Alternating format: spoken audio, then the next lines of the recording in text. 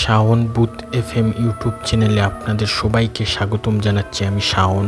আশা করি ভালো আছেন এবং সুস্থ আছেন। আমরা চাই প্রতিনিয়ত মানুষের জীবনে কোন ঘটনাগুলো ঘটে যাচ্ছে সেই ঘটনাগুলো আপনাদেরকে শোনানোর। এরই মাঝে প্রতি মঙ্গলবার এবং শনিবার রাত ঠিক 10টার সময় আমরা ফিরে আসি এই ইউটিউব চ্যানেলে। আমাদের ঘটনাগুলো যদি আপনাদের ভালো লেগে থাকে তাহলে লাইক, কমেন্ট, শেয়ার এবং সাবস্ক্রাইব করতে ভুলবেন না। এবং এরই মাঝে আমাদের সকল প্রকার আপডেট পেতে আমাদের সাথেই থাকুন। আশা করি আজকের এপিসোডটা আপনাদের কাছে ভালো লাগবে। এই ঘটনাটি পাঠিয়েছেন চট্টগ্রাম থেকে শিহাব। উনি আমাকে ঠিক যেভাবে এই ঘটনাটি পাঠিয়েছেন আমি আপনাদেরকে সেভাবেই শোনানোর চেষ্টা করব। ঘটনাটি অত্যন্ত ভয়ঙ্কর এবং রহস্যে ঘেরা। এই ঘটনাটি অন্তত আপনারা প্রথম ঘটনাটি শুনে যাবেন, আশা করি ভালো লাগবে আপনাদের। এবং শুনলে অবশ্যই ঘটনাটি কেমন লেগেছে কমেন্ট করে জানাবেন। আসুন ঘটনায় ফিরে যাই। আমার খালাতো বোনের নাম সাইমা। তার নতুন যখন বিয়ে হয় তখন আমাদের অজান্তে কিছু খারাপ জিন তাকে আসর করে। সে ছিল অনেক সুন্দরী, মায়া পড়ার চেহারা, যে কেউ তাকে দেখলে তার মায়ায় পড়ে যাবে।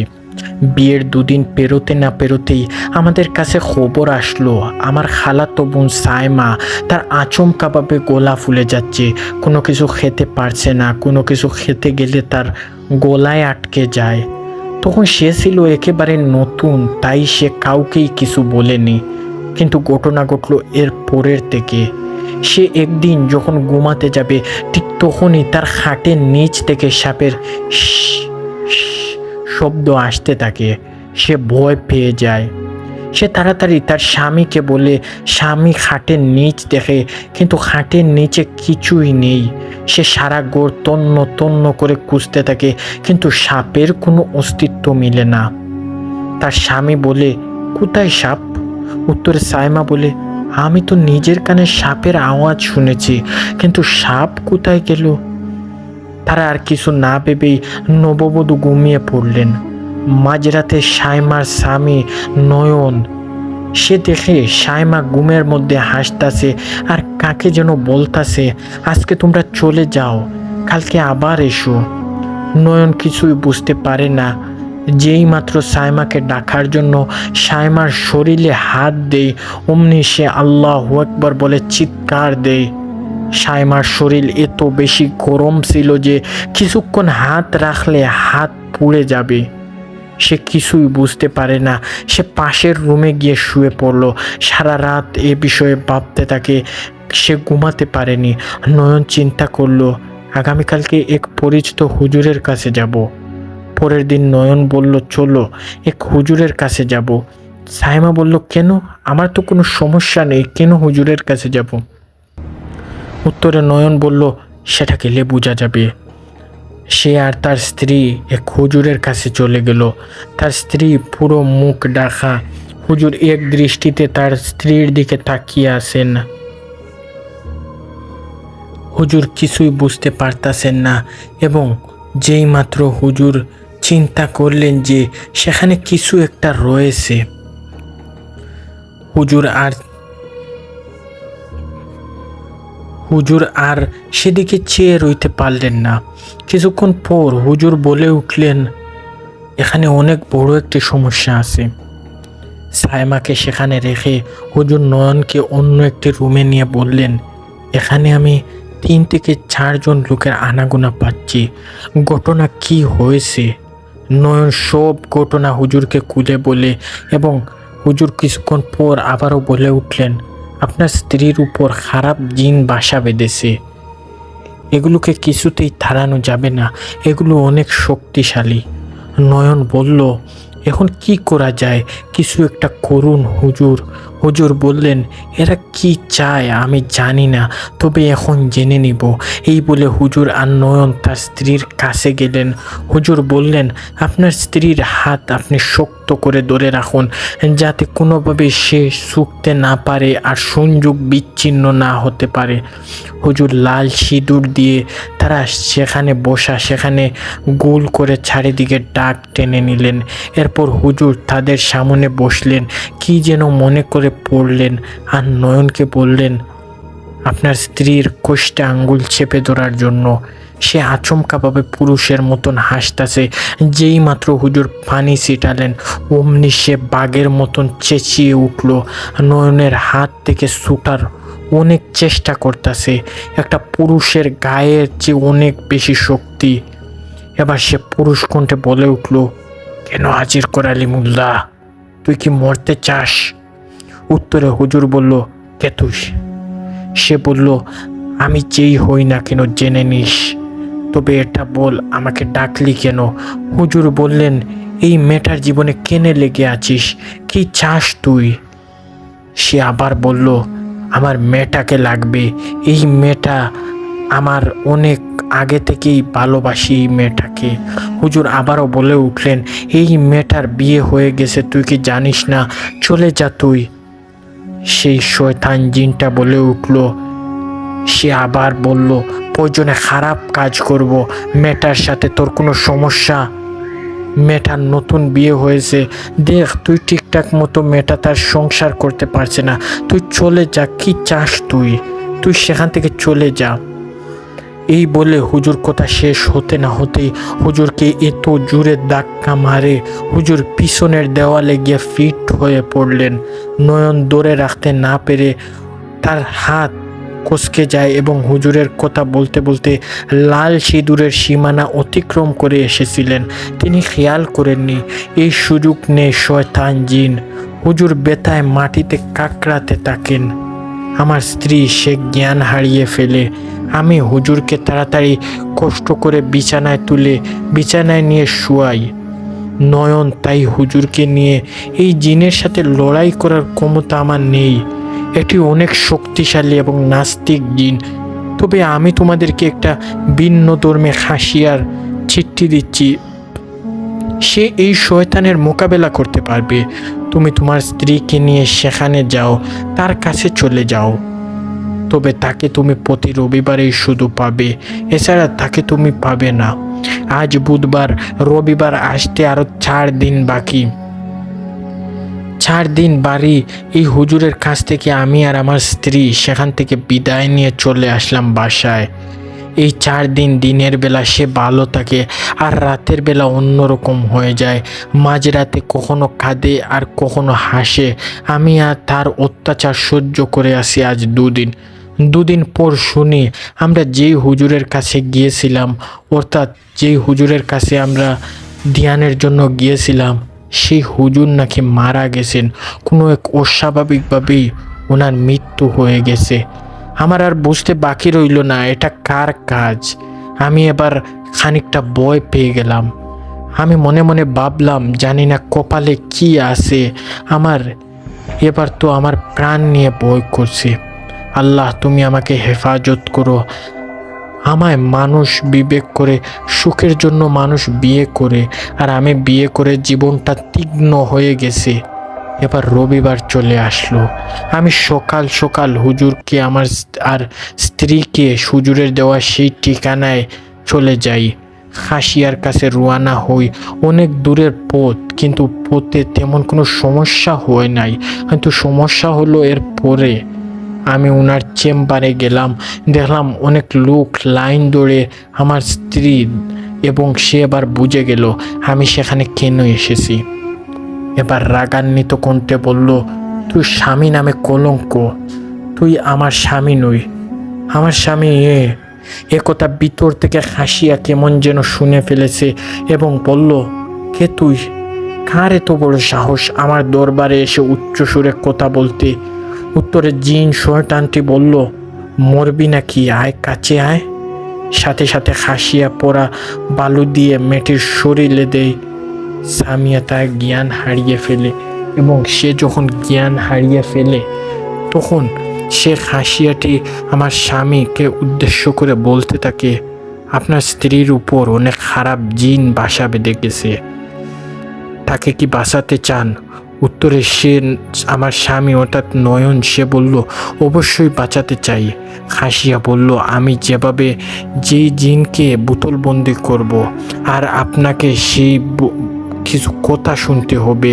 আপনি শিং মাছের কাঁটা আর একটি বোতল আপনার স্ত্রীর শরীরে রক্ত আনতে হবে। এই জিনকে বোতলবন্দি করার এর সাথে সাথে উনার কথায় সম্মতি দিই এবং উনি বললেন, আজ চলে যাও তোমরা, আগামী সোমবার অর্থাৎ আমার বাসায় চলে এসো। যেহেতু আমার চেম্বার বন্ধ থাকে, আমি সেখান থেকে চলে আসি আমার স্ত্রীকে কুলে নিয়ে। এই জিনিসগুলো সংগ্রহ করে আমি খাসিয়ার বাসায় যাই এবং উনি আমাকে দেখে বসতে বলেন এবং সেখানে তিনি তন্ত্রবিদ্যা সেখানে গেলাম, যেখানে তিনি সাধনা করলেন। আমি চুপ তাকায়, চোখের সামনে কিছু দেখতে, কথা না বলায় এবার উনি কাজ শুরু করলেন। চারিদিকে মোমবাতি আগরবাতি জ্বালালেন এবং মন্ত্র পড়তে লাগলেন। হঠাৎ বাড়ি গলায় কে যেন বলতাছে, কেন ডাকছিস? হাসিয়া বলল, এসেছিস তুই, আর না এসে পারবি কি করে? কেন গেলেছিস? মেয়েটার জীবনে লেগে আছিস। জিন বলল, ভালো লাগে তাই। হাসিয়া বলল, ভালো লাগে তাই চলে যাবি, নইলে তোর খুব খারাপ হবে। জিন বলল, যাব না, কি করবি?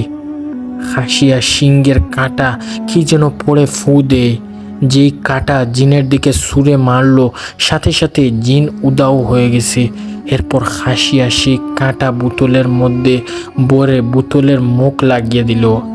এরপর নয়নকে হাসিয়া বলল, একটা জনমানবহীন জায়গায় পুঁতো ফেলার জন্য, বলেও যেন এর মুখ না খুলে সেটা বের হয়ে যাবে। নয় এর কথা মতে এরপর কোনো সমস্যা হয় নাই। এই ঘটনা কিন্তু এখানেই শেষ নয়। এই ঘটনার কিন্তু পরে কি হয়েছিল, একটা রাখাল সে মাঠে চাষ করার সময়, যখন মাঠে সে চাষ করছিল, আচমকাভাবে সে এই যে বোতলটার উপরে সেদ মেরেছিল এবং সেই বোতলটা ফেটে গিয়েছিল। এরপর কি হয়েছিল, সেই জিনটা কি মেয়েটার জীবনে পুনরায় আবার ফিরে এসেছিল এই 1 বছরের ভিতরে? সে কি হয়েছিল আপনারা এটা নেক্সট পার্ট 2তে শুনতে পারবেন। আপনারা অবশ্যই কমেন্ট করুন। আপনারা যদি কমেন্ট করেন অবশ্যই পার্ট 2 নিয়ে আসবো ইনশাল্লাহ। এটার কিন্তু পার্ট 2 অনেক ভয়ঙ্কর, কিন্তু এটা আমি যে পাঠিয়েছেন ওনাকে আমি রিকোয়েস্ট করব যে পার্ট 2টা দেওয়ার জন্য। তো আমরা আসুন যে নেক্সট ঘটনায় চলে যাই। নেক্সট ঘটনা কিন্তু আরও বেশি ভয়ঙ্কর এবং আপনারা শুনলে আপনারা কিন্তু বুঝতে পারবেন। এবং এই প্রথম ঘটনাটি ভালো লাগলে অবশ্যই কমেন্ট করে জানাবেন এবং ভিডিওতে একটু লাইক দিয়ে দিবেন। আসুন পরের ঘটনায়।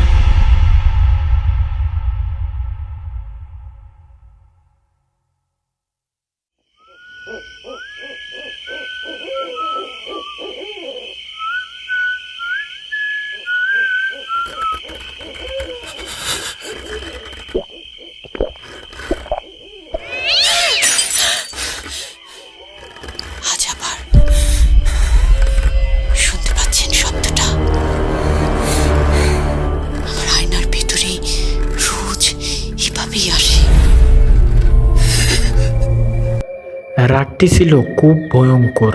আকাশে ঘন কালো মেঘের গর্জন, চারিদিকে ঝিঝি পোকার হুঙ্কার, মাঝে মধ্যে বিজলি চমকাচ্ছে, আকাশ থেকে ছোটো ছোটো ফুটার পরিমাণে বৃষ্টিপাত হচ্ছে।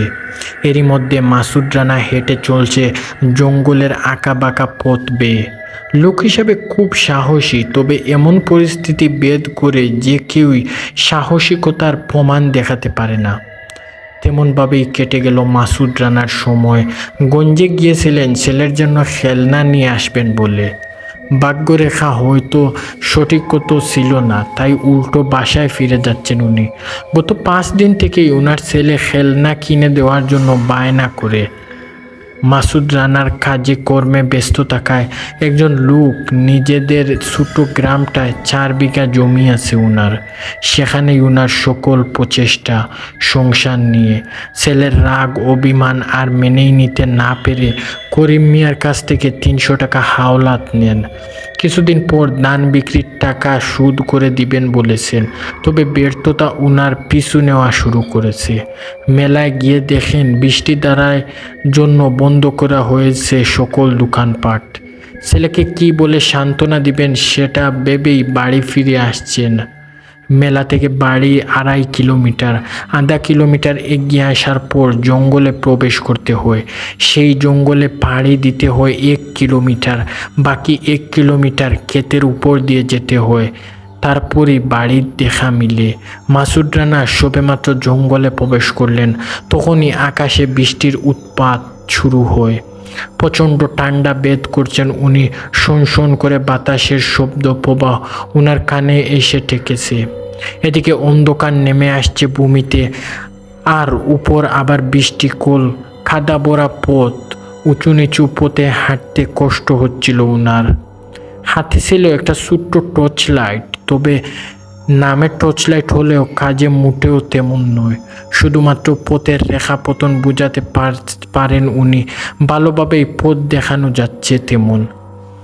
মনে মনে ভাবছেন, একটা লোকের সঙ্গ ফেলে কতই না ভালো হতো, অন্তত বইয়ের চাপটা কমে যেত। জঙ্গলের মাঝপথে এসেই উনি দাঁড়িয়ে যান। দেখলেন যে একটা আলো জ্বলে উঠছে বিজলির সাথে। অবাক হওয়ার মতন হয়তো কিছুই নেই, কারণ বিজলি পড়লে যে আলো হবে, এই আলো সেই আলো নয়। আলাদাভাবে একটা ঝিঝি পোকার ভিতর থেকে আলো আসছে। ওই যে বাঁশঝাড়, সেই বাঁশঝাড়ের ভিতর থেকে। মাসুদ রানার মনে বয়ে কাজ করছিল দুইটা। প্রথমত হচ্ছে উনি কোনো জন্তু জানোয়ারের চোখে পড়ছেন কিনা, আর দ্বিতীয়ত হচ্ছে উনি কোনো ভূত পেত হয়। যত সাহসী ব্যক্তি হোক, এমন পরিস্থিতি তা বড্ড বেমানান। মাসুদ রানা লাইট অফ করে দাঁড়িয়ে থাকলে চোখের কোণের দিকে সে ঝিঝি পোকার অর্থাৎ বাঁশঝাড়ের দাঁড়িয়ে কে যেন লাগিয়ে রেখেছে। অপেক্ষায় আছে আবার কবে বিজলি পড়বে, আর তিনি দেখতে পারেন আসলেই কি আছে। বাবার সময় ফুরাবার আগেই বিজলি চমকে উঠল। সে মুহূর্তেই মাসুদ রানা দেখলেন একটা আয়না পড়ে আছে ঝোপঝাড়ের উপর। ভালোভাবে নিঃশ্বাস ভিতরে নিয়ে শান্ত হলো মাসুদ রানা। টর্চ লাইট ঝোপঝাড়ের মারে দেখলেন একটা ফ্রেমে বাঁধা আয়না পড়ে আছে। দেখতে খুবই সুন্দর, একেবারে যেন বৈদেশিক কোনো আয়না। এত সুন্দর করে ফ্রেমে বাঁধা আয়না উনি কোনো দিন দেখেননি। গ্রামের আবদুল্লাহের দোকানে সাদা কালো পর্দার টিভিতে মাসুদ রানা দেখেছেন বৈদেশিক আয়না অনেক সুন্দর। তবে পর্দায় দেখা আয়নাগুলো চেয়ে এই আয়নাটা খুব চমৎকার। আয়না তো মাসুদ রানার পছন্দ হয়, কিন্তু এই আয়না বাড়িতে নিয়ে যাওয়া কি ঠিক হবে ভেবে কুল ছাড়া হচ্ছেন মাসুদ রানা। অবশেষে বিদ্যুৎ খাটালেন যে ছেলের বায়না হিসাবে এই আয়নাটাই দেওয়া যাবে। এদিকে ছেলে শান্ত হয়ে, অন্যদিকে গ্রামের লোকজন আশ্চর্য হবেন। সে বাবা সেই কাজ। আয়নাটা কাঁধে তুলে নিয়ে যাত্রা শুরু করলেন মাসুদ রানা। একটা জিনিস লক্ষ্য করলেন তিনি, যখনই আয়নাটা উনি হাত রাখলেন ঠিক তখনই আড়াল থেকে কে যেন মোটা গর্জনে বলতেছে মাসুদ রানা। শুনে কান খাড়া করতেও পারলেন না, আর কোনো শব্দ আসেনি। মনের ভুল ভেবে আয়নাটা কাঁধে তুলে নেন। এক হাতে টর্চ লাইট, অন্য হাতে আয়না কাঁধে ধরা। এদিকে বিশালির চাপ বাড়িতে বাড়তেই থাকে। অন্ধকার যেন তার গৌণ চাপ এবং ভয়াবহ রূপ ধারণ করে যাচ্ছে। মেঘের গর্জন এতটাই জেনে শোনা হয়ে যাচ্ছে যে হার্টের রোগীদের জন্য মৃত্যু শয্যা হয়ে যাচ্ছে। মাসুদ রানা কোনোভাবেই জঙ্গল অতিক্রম করে আসেন। জঙ্গল পেরিয়ে আসার পর একটা ব্রিজ পড়ে, সেই ব্রিজ অতিক্রম করে বিলের দেখা মিলে। সেই বিল পেরোলেই মাসুদ রানার বাড়ি আসবে। মাসুদ রানা সেই ব্রিজের উপর আসেন। বিলের পথে নামতে যাবে ঠিক তখনই দেখলেন বিলের পথের মাঝখানে কেউ একজন দাঁড়িয়ে আছে। মাসুদ রানা ভাবলেন হয়তো ওনার গ্রামের কোনো এক লোক হবে। গায়ের একটা চাদর পেঁচিয়ে আসেন। তবে মাসুদ রানা কিছুটা অবাক হয়েছেন, বৃষ্টির মাঝে ছাতা না রেখে চাদর পেঁচিয়ে আসে কেন? যাই হোক, তা তো ওনার দেখার বিষয় না। মাসুদ রানা সাবধানতার সাথে বিলের পথে নেমে সোজা হাঁটা ধরলেন। লোকটির কাছে আসার পর মাসুদ রানা দাঁড়িয়ে জিজ্ঞেস করলেন, কে আপনি? এখানে চাদরে মুড়িয়ে আসেন কেন? লোকটি চাদরের আড়াল থেকেই বলল, ওর দায়িত্ব এখন তোমার, ঝুঁকি নিতে হবে খুব, শুরু করো তোমার আগামীর পথ্য। এই বলে লোকটি হাঁটা ধরলেন জঙ্গলের দিকে। লোকটির কথা মাসুদ রানার মাথার উপর দিয়ে চলে গেল। কিছুক্ষণ দাঁড়িয়ে থেকে লোকটি চলে যাওয়ার দেখলেন। ঘটনা কিছুই না বুঝে আবারও বাড়ির দিকে যাত্রা করলেন মাসুদ রানা। বাড়িতে আসতেই মাসুদ তার ছেলের বিরাজ দৌড়ে আসলো। পিতার কাছে আয়নাটা দেখে বেশ খুশি হলো। এত সুন্দর আয়না, এত সুন্দর আয়না দেখে কে বা নারাজ থাকবে। মাসুদ রানার স্ত্রী নাদিয়া বেগম আসে তোয়ালে নিয়ে। মাসুদ রানার মাথা মুছে দিয়ে সে নিজেও আয়নাটা দেখে মুগ্ধ হয়ে যায়। এত সুন্দর আয়নার ব্যাপারে নাদিয়া প্রশ্ন করলে মাসুদ উত্তর দেয়, মেলায় একজন লোক আয়নাটা কম দামে বিক্রি করতে চায়, এই সুযোগটাই বুঝে নিয়ে এলাম। সঠিক উত্তর গোপন করে রাখা মাসুদ কুড়িয়ে এনেছেন শুনলে যদি আবার আয়নাটা বাসায় না রাখে তার স্ত্রী। সেই বয়ে রিয়াজের বয়স মাত্র 8 বছর, অর্থাৎ তার বাবার কাছে আবার আবদার করে বসলো যে আয়নাটা তার রুমে নিয়ে রাখতে। মাসুদ রানা ছেলের উত্তেজিত দেখে বেশ খুশি হলেন। ছেলের কথা মতো উনি আয়নাটা রিয়াজের রুমে নিয়ে লাগিয়ে দেন। যাক, অন্তত সবার মুখে হাসি ফুটালেন। নাদিয়া খাবারের জন্য ডাক দেয়। এদিকে মাসুদ রানার সর্দি লেগে গেছে। উনি গায়ে একটা চাদর পেঁচিয়ে বসে পড়লেন টেবিলে। রিয়াজের ডাক দেওয়াতে রিয়াজ বলল সে খাবে না, ও নাকি আয়নার সামনে অভিনয় করছে। রিয়াজের কথা শুনে হেসে উঠলেন মাসুদ রানা ও নাদিয়া তার স্ত্রী। 4 বছর পর গালে গুপ দাড়ি নিয়ে বসে আছেন মাসুদ। নাদিয়া বেগম সাদা শাড়ি পরে সামনেই বসে আছেন। আজ রিয়াজকে তাদের খুব মনে পড়ছে। সেদিন রাতে খাবারের পরই ওরা রিয়াজের রুমে গিয়ে দেখলো রিয়াজ রুমে নেই, আয়নাটাও গায়েব হয়ে গিয়েছে। ছেলের সুখে ব্যঙ্গে পড়ে যান মাসুদ রানা। এভাবে 4টা বছর কেটে গেল, আজও রিয়াজের দেখা মিলেনি তাদের কাছে। এই বছর তাদের কিভাবে কাটছে তা মুখে বলে শেষ করা যাবে না। ভাবতে ভাবতে নাদিয়া শুনতে পান রিয়াজের রুম থেকে রিয়াজ নিজেই মা বলে চিৎকার দেয়। ছেলেকে দেখে চমকে উঠলেন নাদিয়া। মাসুদ রানাও হাতে লাঠিটা বোর করে ছুটতে লাগলেন রিয়াজের রুমে। মাসুদ এবং তার স্ত্রী দৌড়ে আসেন। বিছানায় এসে দেখেন সাদা কাপড় পরিত একটা যুবক শুয়ে আছে। 19 থেকে 20 বছর বয়সী হবে। ওর সাথেই পড়ে আছে সেই আয়নাটা। মাসুদ চমকে যায়। বিছানায় ওর ছেলেকে, রিয়াজ কোথায়? আর আয়নাটা বা কী করে এলো এখানে? নাদিয়া বেগম বিছানার পাশে দাঁড়িয়ে ছেলেটির মুখের দিকে তাকিয়ে আছেন। ততক্ষণে এক চিৎকার দিয়ে উঠল নাদিয়া বেগম। মাসুদ দেখে নাদিয়ার কাছে গিয়ে বলল, কি হয়েছে, চিৎকার দিলে কেন? নাদিয়া হাত তুলে দেখালো রিয়াজের মুখে যে তিল ছিল সেই তিল ছেলেটির মুখেও আছে। অতএব বুঝতে বাকি রইল না এটাই আমাদের রিয়াজ। নাদিয়া বেগম ছেলেটির কাছে গিয়ে পাগলের মতন আদর করতে লাগলো। মাসুদ রানা এগিয়ে যায়। এতক্ষণে রিয়াজের জ্ঞান ফিরল। এতক্ষণে রিয়াজ বেহুশ ছিল। রিয়াজ চোখ মেলোতেই এক চিৎকার দিয়ে দেখলো ওর মা বাবা বুড়ো হয়ে গেছে। মাসুদ আর রিয়াজ আম্মুকে বেশ অবাক হয়ে দেখে। উনায় জিজ্ঞেস করে রিয়াজ উত্তর দেয়, আব্বা আম্মা তোমরা তো বুড়া হলে কিভাবে? মাসুদ রানা কিছুই বুঝতে পারেনি। নিজেদের সন্তান কি বলছে এসব, তার মানে ওর কিছুই মনে নেই। মাসুদ রানা প্রশ্ন করলো, বাবা তুমি কই ছিলি এতদিন? আম্মু তুমি কোথায় যাবে এবার? আমি ঘুমিয়েছিলাম তো রাতে, আর উঠলাম এখন। কোন রাতে বাবা? তুই এই তো আয়নাটা এনেছিস, এইটা নিয়ে খেলা করলি রাতে, আর এখন ঘুমালে? বুঝতে পারছি না কিছুই। আর সে বলল, না আম্মু, আমার গায়ে সাদা পোশাক এলো কীভাবে? নতুন জামা কি এনেছো? আরে না, সে অনেক কথা। কি কথা? আর তোমাদের মুখে এমন দাঁড়িয়ে এলো কীভাবে? রিয়াজ এবং আচমকাভাবে এরকম কথাগুলো বলতে থাকে। তার মা বাবা কিছুই বুঝতে পারে না। রিয়াজ ঘুমিয়েছিল, এই ঘুমের মধ্যে কেটে গেল 4টি বছর। মাসুদ রানা নাদিয়াকে নিয়ে বাড়ির বারান্দায় আসেন। এসে নাদিয়াকে বললেন, আজ আমরা ঢাকায় যাচ্ছি। সেই আয়নাটা ভেঙে মাটিতে পুঁতে ফেল। রিয়াজ যেন এই ব্যাপারে কিছুই জানতে না পারে। মাসুদ রানার কথা সম্মতি দিলেন নাদিয়া। এই 4 বছরে মাসুদ রানার অনেক নিচে নেমে গেছে, বয়স বেড়েছে, ক্ষেতের কাজ করতে পারেননি ঠিক মতো, ধীরে ধীরে পুরোপুরি অকর্মা হয়ে যায়। অবশেষে বিক্রি করে দিন তার সবখানি জমিখানা, বেশ দামও পেয়েছেন। টাকাগুলো ওনার কাছেই আছে। আজ রিয়াজ ফিরে এসেছে, 4 বছর পর আসবে, তা ওদের স্বপ্ন ছিল মাত্র। টাকাগুলো মাসুদ রানা এলাকার উন্নয়নে বিলিয়ে দেওয়ার চিন্তা করলেও এখন সে মত পাল্টেছে। শহরে গিয়ে নতুন একটি জীবন শুরু করবে, সে চিন্তাভাবনায় চলছে। নাদিয়াও কম বুড়ি হয়নি, মাথার চুল সাদা হয়ে যায় কিছুটা। পারিবারিক কাজগুলো করতে বেশ কষ্ট হচ্ছে।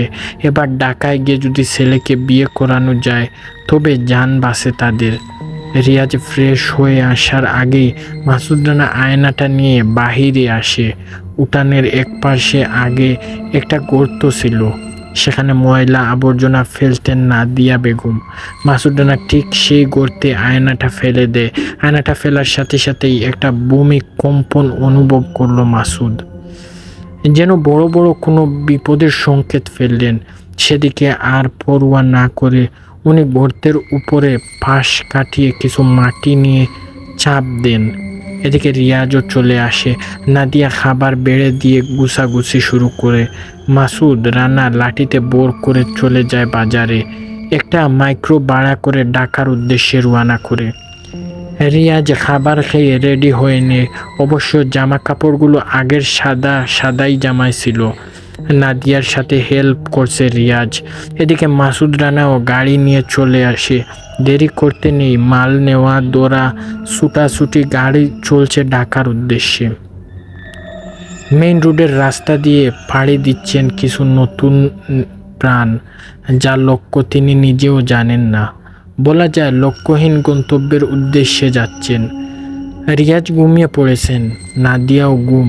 ড্রাইভার হেল্পার ওরা পৌঁছাই একটা হোস্টেলে। এখানে থেকেই তারা কিছু করার চেষ্টা করবে। এরপর যা হয় সম্পূর্ণ আশ্চর্যের বিষয়, বলা যায় লাকি চান্স। 1 মাসের মাথায় ওদের মাথা উঁচু হয়ে দাঁড়ায়। মাসুদ রানার পরের দিন নিজের টাকা দিয়ে একটা দোকান কিনে নেয়। দোকান এতটাই ফেমাস হয়ে যায় যে 1 মাসের মধ্যে মাসুদ রানার আয় হয় 80,000 টাকা। ফেমাস হবেই না কেন, দোকানের নাম ছিল যে মামা খালা বাই, এরকম একটা নাম দিয়ে সে দোকানটা শুরু করেছিল। নামটা যেই শুনেছে এসে দোকান দেখার জন্য দোকানে আড্ডা দেওয়া শুরু করে। ভাই আপু মাম খালা এসব সবাই কলেজের এরিয়ায় পাড়া, এসব উন্নতি হতে লাগলো। রিয়াজ নিজেও দোকানে বসতো। 1 মাস পর মাসুদ রানা কয়েকটা লোক লাগিয়ে দিল, একটা রেস্টুরেন্টে চালু করে, এরপর আরেকটা রেস্টুরেন্ট। এভাবে ধীরে ধীরে কপাল খুলতে লাগলো মাসুদ রানার। 3 বছর পর শহরের শ্রেষ্ঠ ব্যবসায়ী মাসুদ রান, সবার আগে এগিয়ে তিনি নাম ডাক ভালোই ছাড়িয়ে পড়ছেন ওনার। কয়েকটা কোম্পানির মালিক আছে, যেমন মাসুদ সিমেন্ট, ইলেকট্রনিক এবং মাসুদ গ্লেস, মাসুদ ফার্নিচার, এরকম কিছু জিনিসপত্র লাগিয়ে দিলেন। মাসুদ 3 বছর পর রিয়াজের হাতে তুলে দেয়। কিন্তু এই 3 বছর রিয়াজ অন্যরকম হয়ে যায়। একটা মেয়ের সাথে রিলেশন করে, কিন্তু মেয়েটা শুধু টাকা খেত রিয়াজের থেকে। তবে রিয়াজের কথায় লিটনের ফ্ল্যাটে যেতে দ্বিধাবোধ করে না। রিয়াজ ভাবতো সে তো অনেক ভালোবাসে, কিন্তু 2 বছর প্রমাণ হয়ে যায় অন্য কিছু। রিয়াজ একদিন সুমাইয়াকে সারপ্রাইজ করার জন্য বলে ওর বাসায় যায়, গিয়ে দেখে সুমাইয়া অন্য কারোর সাথে ছিল। সে থেকেই রিয়াজ সুমাইয়াকে সম্পূর্ণ আলাদা করে দেয়। নিজেই ব্রেকআপ করলেও কষ্টটা বুকেই জমা ছিল। যাই হোক, এদিকে না গিয়ে মূল কথায় চলে আসি। তাই ছেলেটাকে সে একদিন রাতে 2টা নাগাদ রিয়াজ অনুভব করলো তার রুমে কে আছে। নিজের চোখে না দেখলেও বুঝতে পারে না কে আছে সেখানে। রিয়াজ অন্ধকারের মাঝে এসেই লাইট অন করে, তখনই আশ্চর্যভাবে লাইটটা নিভে নিভে ফেটে যায়। লাইট ভেঙে যাওয়ার পর ফ্লোরে রিয়াজ বয়ে আওয়াজটা করতে যাবে, ঠিক তখনই সুর যেন অটোমেটিকলি বন্ধ হয়ে যায়। বোবার মতন হাইমাইট করে দরজার দিকে তাকিয়ে যাবে, ঠিক তখনই দেখে জিনের মতন লম্বা কিছু একটা দাঁড়িয়ে আছে। রিয়াজের বেবা চেকা খেয়ে যায়। তখনই জিনটা বলে উঠে, আয়না কোথায়, আয়না কোথায়? জিনের প্রশ্ন শুনে রিয়াজ থমকে যায়। জিনটা কোনোভাবে আয়নার কথা বলছে। রিয়াজ একটু ঘাবড়ে গিয়ে প্রশ্ন করে, কিসের আয়না? যে আয়নার সাহায্যে তুমি জিন রানীকে বিয়ে করতেছিলে। কে জিন রানী? কী বলছেন আপনি এসব? ও তোমার কিছুই মনে নেই? কি মনে থাকবে আজীব। আপনি পরিষ্কার করে বলবেন, অপেক্ষা করো, খুব শীঘ্রই জানতে পারবে। এই বলে জিনটা হুট করে গায়েব হয়ে যায়, যেন সাদা দুয়ার মধ্যে কণিকটার মধ্যে হারিয়ে যায়। রিয়াজ আর নিতে না পেরে হুঁশ হারিয়ে ফেলে। অজ্ঞান হবার আগে একটা চিৎকার দিয়েছিল। রিয়াজের বাবা মাসুদ রানা স্পষ্ট শুনতে পান। সঙ্গে সঙ্গে রিয়াজের দরজায় সামনে চলে আসেন, কিন্তু দরজা তো বন্ধ।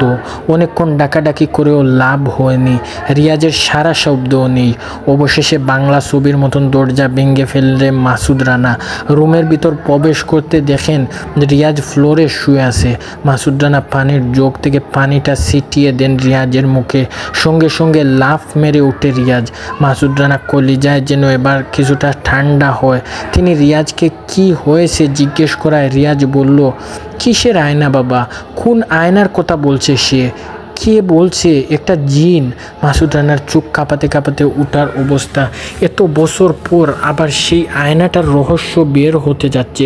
রিয়াজকে আর মিথ্যা বলা যাবে না, তাই উনি সব সত্য বলতে লাগলেন। শুনো রিয়াজ, আয়নাটা আমি কুড়িয়ে পেয়েছিলাম অনেক আগেই। তখন তুমি খুব ছোটো ছিলে। দুর্ভাগ্যবশত তোমাকে সেই আয়নাটা নিয়ে যায় আমাদের থেকে 4 বছরের জন্য। অবশেষে 4 বছর পর তুমি আবার ফিরে এসেছো। সাথে সাথে আয়নাটাও তখনই ভেঙে গ্রামের বাড়িতে পুঁতে রেখেছিলে। ভাবছিলে সব বিপদ শেষ হয়ে যাবে, কিন্তু এদিকে এখন আবার শুরু হলো। আর আমি 4 বছরে এত বড় হলাম কিভাবে তা আমরা জানি না। তোর স্মৃতি সেই ছোটোবেলায় রয়ে যায়। এই 4 বছরের কথা মনেও নেই। আমি গ্রামের বাড়িতে যাব আব্বু। না রিয়াজ, ওরা খুব মারাত্মক।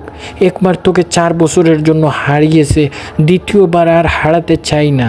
আমি বললাম, ঠিক আছে, যাব না, তবে এবার শুয়ে পড় বাবা, অনেক রাত হয়েছে। এই বলে বাবা তার রুম থেকে চলে যান। মাসুদ রানা চলে যাওয়ায় নিজের রুমে, নাদিয়া রুমে যায়।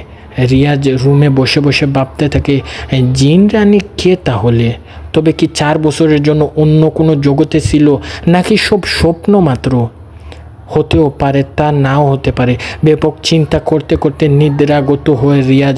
পরের দিন সকালে রিয়াজ শুনতে পায় কার যেন চিৎকার। লাফ মেরে উঠে দৌড়ে যায় নিজের বাবার রুমে।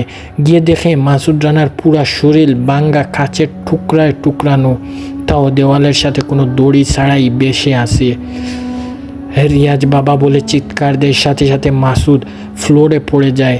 নাদিয়ার রুমে এক যেন বসে কান্না করতে থাকে। রিয়াজ দৌড়ে গিয়ে মাসুদ রানার হাত ধরে।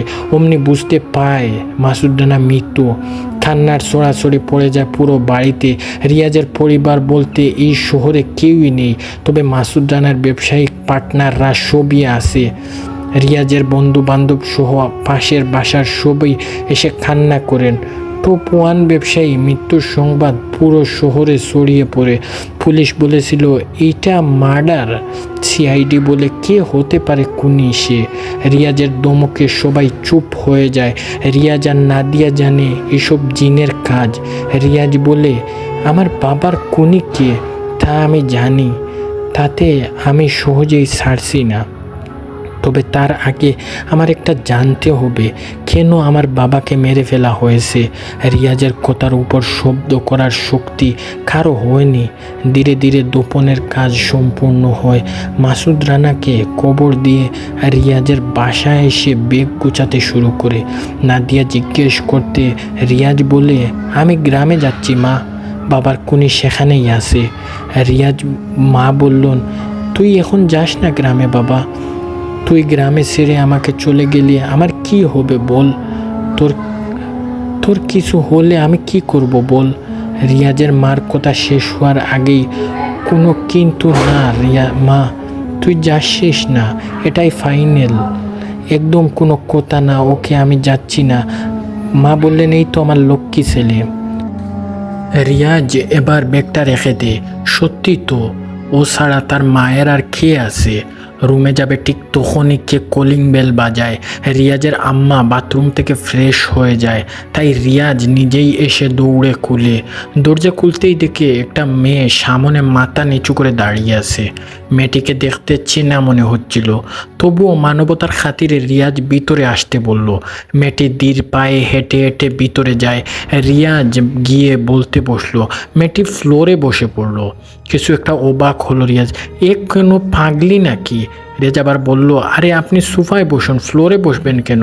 মেয়েটার কথায় এবার মেয়েটি গুটিসুটি হয়ে সোফায় গিয়ে কোনো স্রোতভাবে বসলো। রিয়াজ প্রশ্ন করলো, নাম কি? নুসরাত। বাড়ি কই? যাত্রাবাড়ি। এখানে কি? আসলে মেয়েটি আমতা আমতা করতে বলতে লাগলো, আমার একটা চাকরি চাই। কিসের চাকরি? এখন তো কোনো চাকরির বিজ্ঞপ্তি দেইনি। আসলে আমি আপনার সাথে থাকতে চাই, শুধু আপনার খেয়াল রাখবো। রিয়াজ বলে উঠল, না না, মাথা ঠিক আছে কি আপনার? যার মেয়ে হয়েছে কি তাহলে কি হয়েছে? আপনি কি কাজ করার যোগ্য না?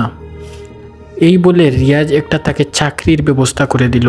সে বলল, প্রতিদিন সকাল 8টায় এসে আমাকে ডেকে তুলবেন আর রাত 8টায় বাসায় যাবেন। আপনি কি রাজি? মেয়েটি বলল, আমি রাজি, ঠিক আছে, আসি। এই বলে সে চলে গেল সেখান থেকে। নুসরাত আবার চলে যায়। রিয়াজ সোফা থেকে উঠে যাবে, তখনই দেখে নাদিয়া বেগম থরথর করে কাঁপতাছে। রিয়াজ দৌড়ে গিয়ে বলল, কি হয়েছে আম্মু? রিয়াজের আম্মু বলল, মেয়েটাকে আয়নায় দেখা যাচ্ছিল না।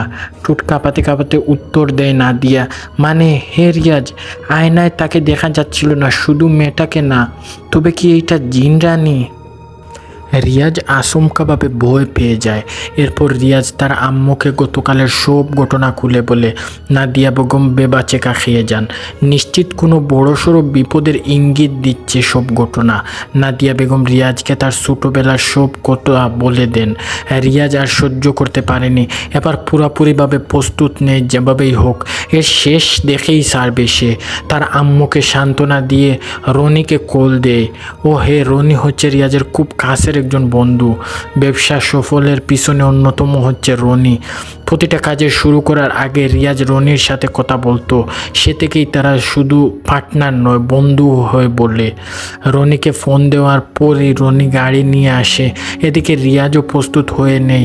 আজকের রাতেই তারা গ্রামে রওনা দেবে। নিশ্চিত এর সমাধান গ্রামেই রয়েছে। রাত 8টার কাছাকাছি দুজন গাড়ি নিয়ে বের হয়ে যায় গ্রামের উদ্দেশ্যে। নাদিয়া বেগম একটা বন্দি রুমে তসবিহ হাতে নিয়ে জিকির করতে যাচ্ছেন। ছেলের জন্য দোয়া করছেন যেন কোনো মিশন সাকসেস হয়। গ্রামে যেতে যেতে ঘন্টা সময় লাগবে। রনি ড্রাইভ করছে গাড়ি। রিয়াজ গাড়ির কাঁচ নামিয়ে দিয়ে প্রকৃতি উপভোগ করছে। প্রচণ্ড শীতের মাঝে সিগারেট না হলেই জমেই না। নিকোটিনের ভিতর হারিয়ে যায় রিয়াজ। মাথায় শুধু একটাই কথা ঘুরপাক খাচ্ছে, গ্রামে গিয়ে কোথাও মিশন শুরু করবে। কোথায় থেকে সেই মিশন শুরু করবে? রাত 11:30টায় গিয়ে পৌঁছালো তারা গ্রামের বাজারে। বাজারে একটা প্রাণীও নেই। চারিদিক নীরবতা ছড়িয়ে কুয়াশায় চিমচিম ফুটায় ভিজে যাচ্ছে গাড়ির ছাদ। বাজার থেকে গাড়ির ভিতর যাবে না, পথে নতুন ব্রিজের কাজ চলছে। হেঁটে যাওয়া ছাড়া অন্য কোনো পথ নেই, ওদের চুকে পড়ে না। কিছু করার নেই বলে গাড়িটা ব্রিজের সামনেই রেখেই হেঁটে রওনা দেয় তারা। সেই 8 বছর আগে পরিস্থিতিতে আসে ওরা।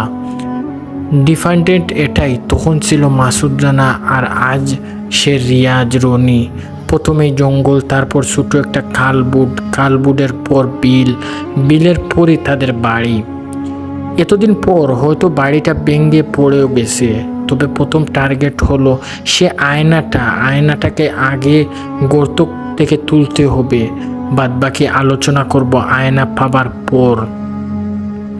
জঙ্গল বেয়ে হাঁটা ধরছে রনি আর রিয়াজ। এলাকায় চোরের সংখ্যা কম, যারা আসে তারা গাড়ি নিতে পারে। লক করা আছে। হাঁটতে হাঁটতে কিছু দূর আসার পর ওদের চোখে পড়লো একটা কুকুর। কুকুরটা দেখতেই ওদের জবান বন্ধ হওয়ার অবস্থা।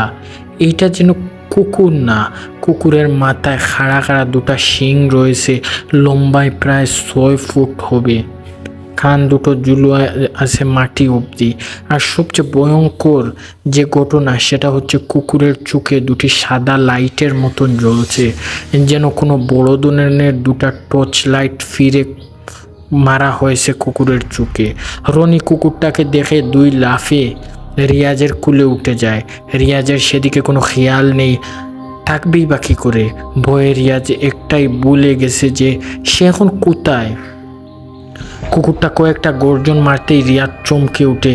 এবার সে তার হুঁশ আসে, খেয়াল করে দেখে রনি রিয়াজের কুলে বসে কাঁপছে। তাতে কি আর সান্ত্বনা দিবে? নিজেকেই তো সান্ত্বনা দেওয়ার মতন কেউ নেই। রিয়াজ চোখ মুখ খাড়া করে কিছুক্ষণ কুকুরটার দিকে তাকিয়ে থাকে।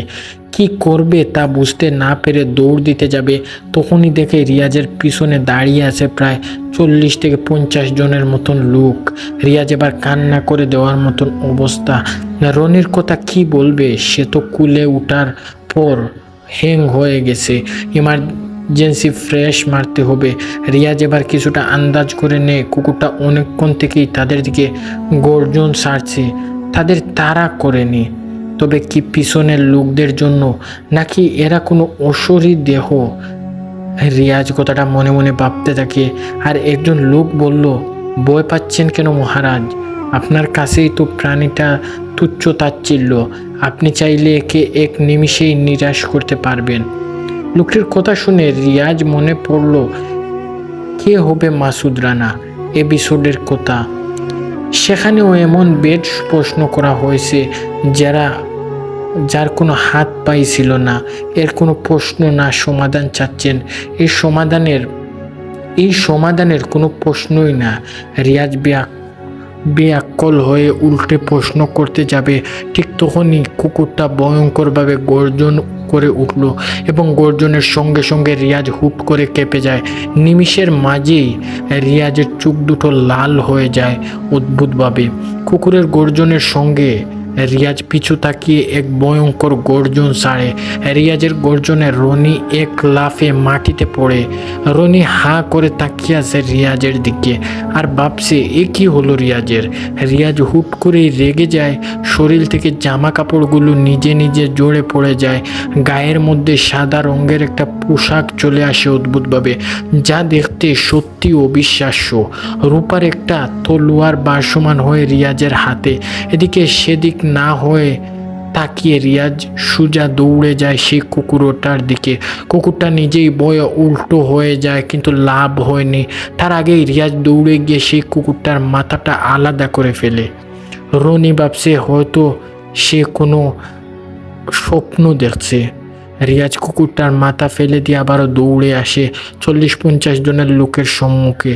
সে লোকগুলো এখনও ভয়ে কাকড়াচ্ছে, জন্য তাদের মরণ দাঁড়িয়ে আছে সামনে। রিয়াজ হুঙ্কার ছাড়তে ছাড়তে হুট করে তলোয়ারটা হাত থেকে ফেলে দেয়। এবার যেন রিয়াজ কিছুই জানে না। রনি মুখ বাঁকা করে আবারও ভাবতে লাগলো, রিয়াজ কি নাটক করছে এসব? রিয়াজ এবার বয়ে এদিক সেদিক তাকিয়ে বলে, কি হয়েছে আমার? আমি এত শক্তি হারিয়ে ফেললাম কিভাবে? আর আমি বা কি? রিয়াজের প্রশ্ন শুনে এবার হেসে উঠল সামনে থাকা লোকগুলো। আর হাসারি মধ্যে রিয়াজ ধমক দিয়ে বলল, এই আমার প্রশ্নের উত্তর দেও। এবার ভয় পেয়ে যায় সবাই। আর সামনে থাকা লোকটা এগিয়ে এসে হালকা কাশি দিয়ে দীর্ঘ কণ্ঠে বলা শুরু করলো, তাহলে শুনুন, কে আপনি? কয়েক বছর আগে আপনার বাবা জিন রাজ্যের দরজা খুলে পায়, যা একটা আয়নার রূপে এই জঙ্গলে থাকতো। সে আয়নার মাঝ দিয়ে প্রবেশ করা যেত আমাদের বাড়ির রাজ্য। আয়নাটা বানিয়েছিল একজন দুষ্ট ব্যক্তি। লোকটি আয়নার সাহায্যে আমাদের রাজ্যে চলে যেত। সেখানে গিয়ে কিছু স্পষ্ট জিনকে হাত করে নিয়ে তাদের লোভ দেখাইছিল জিন রাজ্যের সিংহাসন দিবে বলে। জিনগুলো তাদের কথা শুনে পরে এমন এক অবস্থায় গিয়ে পৌঁছালো, তারা এক সময় জিনগুলোকে মেরে দেয় লোকটিকে। আর অমনি একটা দম দখল করে নেয় জিনরা। জিনের রাজ্যে নেমে আসে অশান্তি, আর এক রাজ্যে দুই দল সারাদিন লেগে থাকতো। আমাদের মহারাজ হয়ে যায় দুর্বল। এভাবে কাটার তাকে কয়েক বছর। তখনই তোমার আব্বু মাসুদ রানা আয়নাটা কুড়ে পায়। আর যে লোকটাকে আয়নাটা বানিয়েছিল সে ইঙ্গিত দিয়েছিল যে আয়নার মালিক মাসুদ রানা নিজেই। আর সে সুযোগ লোকটি তোমাকে পাঠিয়ে দেয় আমাদের জিনের রাজ্যে।